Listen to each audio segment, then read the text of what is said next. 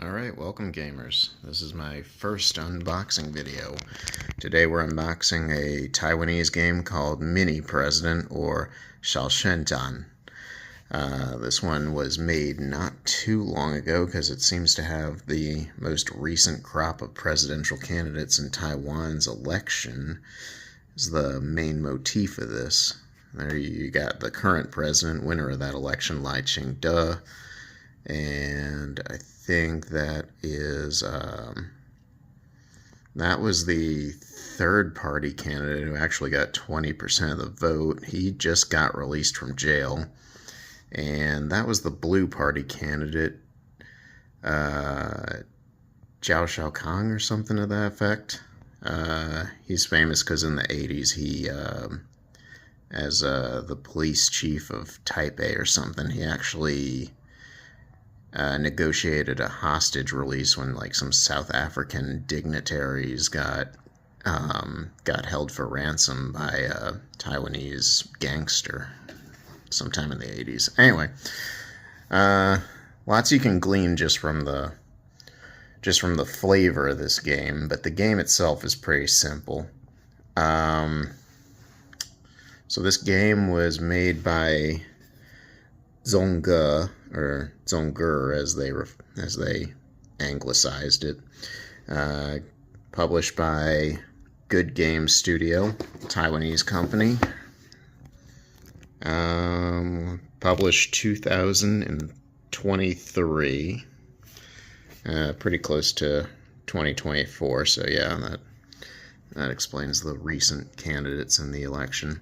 Alright, so 2 to 4 players, ages 8 and up, and gameplay is in 15 minutes.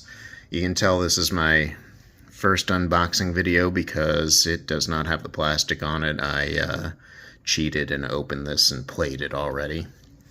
Pretty good, quick game.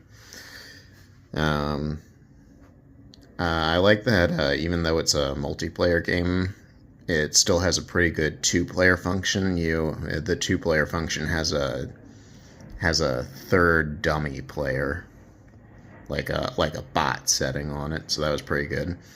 Alright, well, let's get to the opening of the box.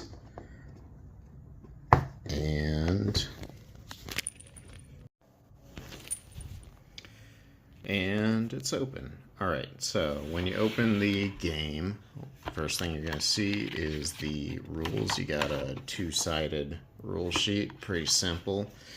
Kind of explains the cards first, then it gets into the rules. There's or the setup, and basically it's got a 2, 3, and 4 player game where you deal 10, 10, or 8 candidate cards, and then everybody also gets 8 of the betting cards, and explains how the game plays. You can discard candidate cards from your hand. Once you see your hand, you can't really move them around. It's kind of like Scout in that way, where your hand, you keep the hand as it is. You don't move around cards or anything, and you play cards from left to right. And on your turn, you can do one of 2 things. You can either just put a candidate card down, or you can place a bet. You have bet cards, so you kind of like look at your hand, look at the way things are going, size up your opponents, and sort of play one of the bet cards you think you have a good chance of getting fulfilled. And you can play those cards either face down as like a secret bet, or face up, and you end up with 4 bets total at the end of the game. 2 face down, 2 face up. You play them face up, you can kind of people know where your mind's at, but you're also kind of affecting the way that they're thinking too. So yeah, but anyway, you get to decide when you place the bet. You can place all your bets at the end, which I think is kind of lame. So my house rules, I usually require you place all your bets before you have 2 cards left in your hand. But yeah, you don't have a lot of autonomy in this game. You have to not shuffle around your hand, and then you have to play the cards from left to right. The only autonomy it does give you is basically when you're placing your bets and the ability to discard candidate cards before you do your action on your turn. And it doesn't specify whether or not you're discarding those face up or face down, unless I'm misreading these rules. But if you do them face up, I guess people can see what you're discarding, and that might affect the way they think of the game, or if you're not really thinking and you're just discarding them face up, then they can kind of see what you're going for and maybe try and trip you up along the way. I don't know, but it's a pretty quick game, so got to make those decisions, those judgments quick. Okay, so the flip side of the rules. It explains the rules for the two-player game. That's the one where it's like the players are you, your opponent, and a bot player that they refer to as like public opinion. So you're putting down a candidate, your opponent's putting down a candidate, and then public opinion throws down a vote as well. And then the second part is just an explanation of the different bet cards they have in the game. So let's see, there's the first one that's basically for every one of this guy getting a vote, you get 1 point. Then there's if the total number of votes is 14 or less, is less than 14. So if there's 13 or less votes, you get 11 points. That's what that's saying. And it goes down. There's like a lot of different ones. The one I'm not too clear of is the set ones. I think that's like if all 5 candidates have exactly, if there's like just one set of all 5 candidates, like let's say one of the candidates has 1 vote and the rest of them have 1 or more votes, but the least voted for candidate has exactly 1 vote, then you get 12 points. And then there's like a 0 set, so I guess like at least one candidate has 0 votes or something like that. And there's also a 2 set and a 3 set thing, but there's been some disagreement. I don't know.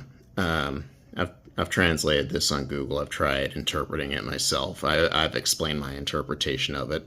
I think my friend, he sort of interpreted it like that every candidate has to have exactly 1 vote for a 1 set thing, which kind of seems impossible, but I don't know.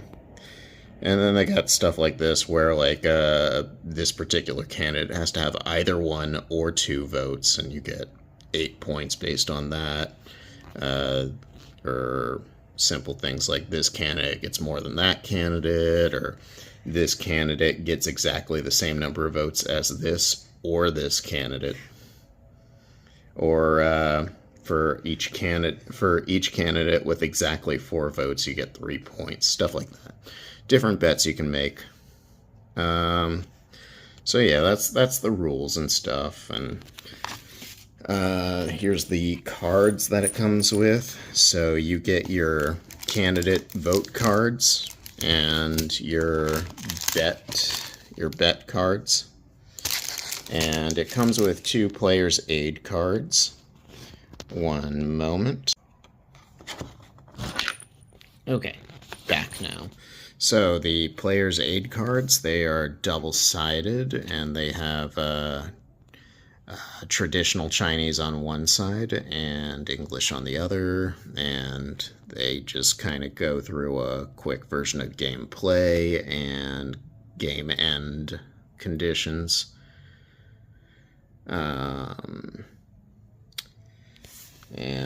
Here's the cards themselves. So these are your candidate cards. You got your green. There's 5 candidates total, And they got plus votes for the green candidate. That's the Minjin-dong, the blue party. That's the Kuomintang or the KMT. That's a relatively new third party.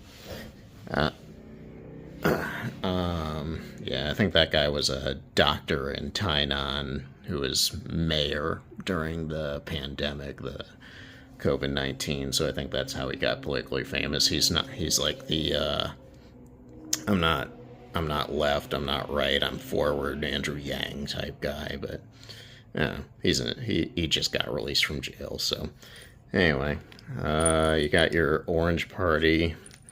Not really sure. I think there used to be an Orange Party way back in the day called the Taiwan Solidarity Union. They haven't been too active now. I don't know if that's the same party or what.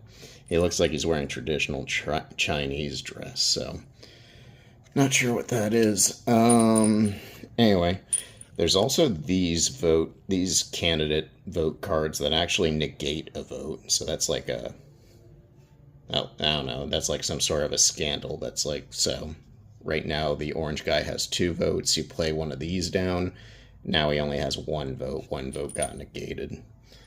So that's how that went. And then there's the candidate in this black party. That's your 5th candidate.